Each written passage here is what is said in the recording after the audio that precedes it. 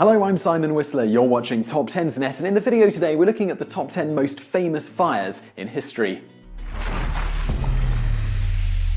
Ever since mankind first began building structures out of wood rather than stone, fire has been a part of the learning process. In fact, so common have these infernos been throughout history that nearly every major city in the world has been largely burnt to the ground at one time or another in its history. Some, in fact, have been burned repeatedly. For example, Constantinople was burned no fewer than 5 times between 406 and 1204, only to be, like a damaged anthill, rebuilt each time, thereby setting the stage for the next great inferno. Many times these fires are man-made results of war, but most of the time nature, combined with poor construction techniques, the extensive use of flammable building materials, and the utter lack of any ability to fight really large blazes were the culprit. A few of these fires stand out in our memory, however, both for their size and some for having a major role in shaping historical events. Well, which fires are these? Without further ado, here is my list of the top 10 most destructive, most famous, or most historically significant non-war related infernos in history. Let's get started. Number 10. Boston, 1872. While not as large a fire as the one in Chicago the year before or the fire that was to ravage San Francisco just over 3 decades later, Boston's fire was arguably the most expensive in terms of property damage of any American fire. This was largely due to the fact that most of the damage was confined to the city's downtown areas and financial districts, resulting in thousands of Bostonians losing their jobs and hundreds of businesses being destroyed. In fact, it was so expensive a fire that dozens of insurance companies even went bankrupt trying to pay out damages. Think about that the next time you pay for your premium. Unfortunately, the fire might never have done so much damage had not the city's overworked fire department not been burdened with everything from locked fire alarm boxes, which had been ordered by the city to be locked to prevent false reports, to low water pressure and non-standardized fire hydrant couplings. In the end, this comedy of errors resulted in 65 acres of downtown Boston, including some 776 buildings and 20 people, being turned into charred cinders, making it one of the East Coast's most devastating fires. Number 9. London in 1212. Much less well known than the later fire in 1666, the fire that devastated London in 1212, known as the Great Fire of Southwark, was far more deadly, leaving as many as 3,000 people dead, many of whom died when they were trapped on the engulfed London Bridge. Yes, there really was a London Bridge, but this one was made of highly flammable wood, waterproofed with even more flammable tar. While exact figures on the number of buildings destroyed may never be known, the fire gutted much of the area south of the Thames known as Southwark, leaving basically a third of the city in ruins. Of course, this wasn't the first fire to ravage London during its history, as parts of the city burned in 1130 and again in 1135, the latter fire destroying most of the city between St Paul's and St Clement Danes in Westminster. In fact, the great city was to burn at least half a dozen times between 1130 and 1666, making it one of the greatest tinderboxes on the planet, and evidence that directly challenges the notion that one learns from the past. It must have been pretty hard to buy a fire insurance policy back then. Number 8. London, 1666.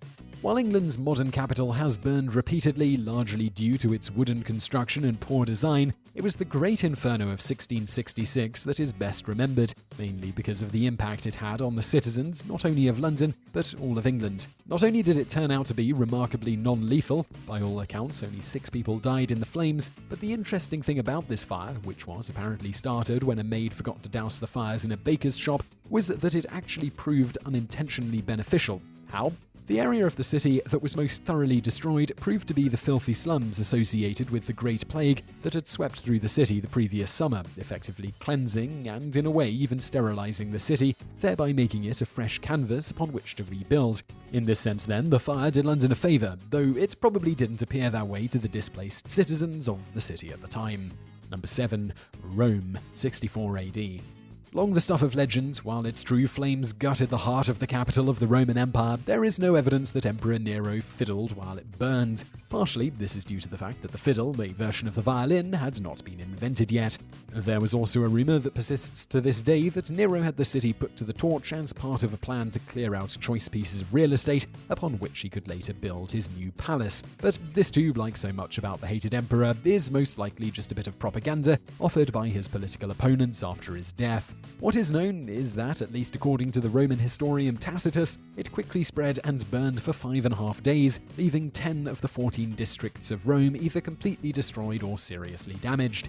It also appears that while Nero may not have been responsible for the fire, he did use it as justification to persecute the local Christian population, who many accused of being responsible for setting the blaze. And I'm sure it was just a coincidence that he did build one of his grandest palaces upon the ruins, a show of opulence that was to lead to his downfall a few short years later. Number 6. Chicago in 1871. Probably few infernos have been as famous as the one that ravaged much of Chicago in October 1871, leaving more than 17,000 structures burned and 90,000 people homeless. Fortunately, it spread slowly enough that fewer than 300 people died in the flames, but that's of little consolation to those who were forced to face a cold Midwestern winter without shelter as a result. While there is no doubt the fire started in a barn on the O'Leary property at 137 DeCoven Street, there is no evidence it was caused by the poor woman's cow kicking over a lantern. That story was made up by a newspaper reporter who later admitted he did so because he thought it made for a more colourful story. Modern researchers have come up with a hypothesis that it may have actually been started by a transient smoking in the barn and inadvertently setting the hay inside alight. In any case, like the London Fire of 1666, the fire paved the way for a new and improved Chicago to rise from the ashes that would within a few short decades make it the great metropolis it is today. It also led to much-needed firefighting reforms that would one day make Chicago's fire department one of the best in the country and be a template by which other large city fire departments would base their own procedures. Not bad for one bad bovine. Number 5. San Francisco, 1906. The fire that burned 25,000 buildings over 490 city blocks and left some 3,000 dead was both man-made and natural. Natural in that the fire was a byproduct of a massive earthquake that hit the city in the pre-dawn hours of April the 18th, 1906, and man-made as many of the destroyed structures were the result of clumsy efforts by untrained and poorly led firefighters to dynamite largely intact buildings in an attempt to create fire breaks. Some estimate this may have accounted for as many as 50% of the buildings that were destroyed that would have otherwise survived. Of course, the fact that the earthquake, one of the largest in American history, destroyed the water mains didn't help, but the even bigger problem was that the city was in serious straits prior to the earthquake and fire as a result of a corrupt and unresponsive city government that diverted money intended for emergencies to other projects, leaving firefighters without proper equipment. Finally, as if all that wasn't enough, the one man most capable of successfully coordinating firefighting efforts, Fire Chief Dennis Sullivan, died in the initial quake, leaving the firefighters without a central leadership. Definitely not a good day for the city by the bay. However, it is remarkable how quickly San Francisco recovered afterwards, with hardly a trace of the fire evident a mere decade later. Number 4. Peshtigo, Wisconsin, 1871. While many people have heard of the Great Chicago Fire of 1871, few people are aware that a second fire was taking place at the same time just a few hundred miles away in upstate Wisconsin, and that this fire would be responsible for more deaths by fire than any other in US history. How many would die in a fire that was to scorch an area more than twice the size of the state of Rhode Island and lay waste 12 communities will probably never be known exactly, largely due to the remoteness of the area and the largely rural population, but some estimates put the number as high as 2,500. Hardest hit was the little town of Peshtigo, most of whose population of 1,700 died in the flames, with many of their bodies never recovered. Many of the survivors escaped the flames by immersing themselves in the Peshtigo River, wells, or other nearby bodies of water, though even then many drowned or succumbed to hypothermia in the frigid waters. How bad was it? Surviving witnesses reported that the firestorm generated a tornado that threw rail cars hundreds of feet and flung entire houses into the air. Makes Mrs. O'Leary's cow look pretty tame by comparison. Number 3. Texas City, Texas, 1947. Who would think that a small fire in the hold of a docked freighter would cause such a problem? No one, unless of course the freighter was carrying 2,300 tons of ammonium nitrate fertilizer. This is the same stuff that was used in the Oklahoma City bombing in 1994, the result being the largest industrial explosion in US history. So massive was the blast that resulted from the fertilizer explosion that it leveled over 1,000 buildings and left nearly 600 people dead or missing, including the entire Texas City Volunteer Fire Department, which was on the freighter when it exploded. It also started a chain reaction among the various refineries and chemical plants along the dockyard that added to the carnage and left the entire dockyard and much of the surrounding city gutted. How big was the explosion? Let me put it this way. People felt the shockwave some 250 miles away in New Orleans, while windows 40 miles away in Houston were shattered. It even knocked a sightseeing airplane out of the sky and hurled one of the ship's anchors, about the only part of the freighter still identifiable afterwards, about a mile through the air. Definitely a bad day to be a dock worker or a volunteer firefighter. Number 2. Halifax, Nova Scotia, 1917. Most people have never heard of this event because it occurred during wartime and so was largely kept out of the press by wartime censors. But Halifax Harbour, Nova Scotia, was the scene of the world's largest man-made accidental explosion in history. It all began on the morning of December 6, 1917, when the cargo ship Mont Blanc, loaded to the gills with ammunition bound for the war in Europe, collided with a Norwegian freighter in the narrow confines of Halifax Harbour and caught fire. Before the flames could be brought under control, they touched off the highly volatile ammunition, resulting in an explosion that was so powerful, estimates are that it blew with a force of 3 kilotons of TNT. It even caused a tsunami in the harbour and a pressure wave of air that snapped trees, bent iron rails, demolished buildings, grounded vessels, and carried fragments of the Mont Blanc for miles in every direction.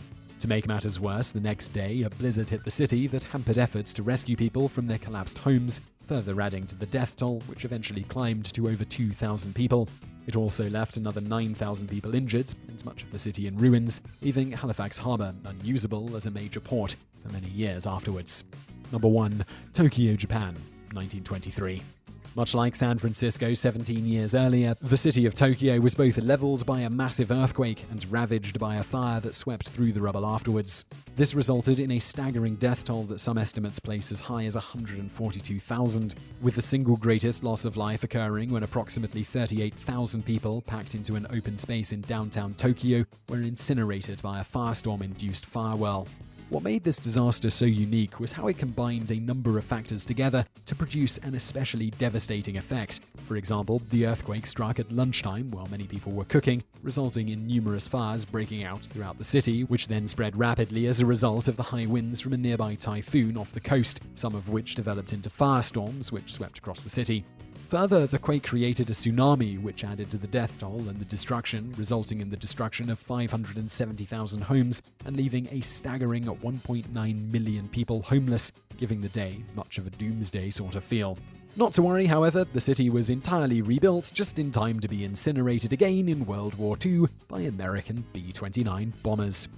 So I really hope you enjoy learning about those historical fires. If you did, please give us a like below, it really helps out. And if you haven't yet subscribed to our channel, there's a big button on the screen now. Also, if you enjoyed this video, over there on the right are a couple of others you'll probably enjoy. One is the top 10 craziest things that were ever caught on film, and below that we've got the top 10 terrorist attacks. So be sure to check those out. I know if you're on a mobile device you can't click on any of the things on the screen, so there will be links in the description below. And thanks for watching.